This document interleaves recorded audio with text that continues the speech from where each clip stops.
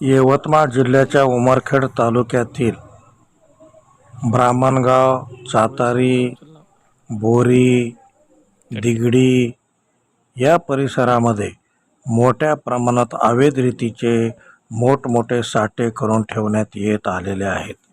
परंतु याकडे मात्र प्रशासनाचे सपशेल दुर्लक्ष दिसत आहे.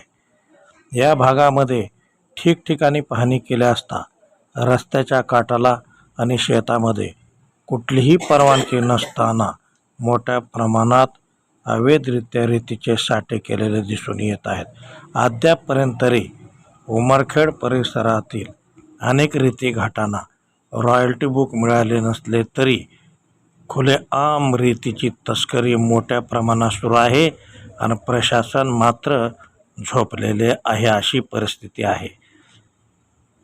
जिल्हा अधिकारी यवतमाळ त्याचबरोबर खनिकर्म अधिकारी या भागाची ATS मोजणी करून संबंधितांवर कारवाई करणार का, हा प्रश्न आहे.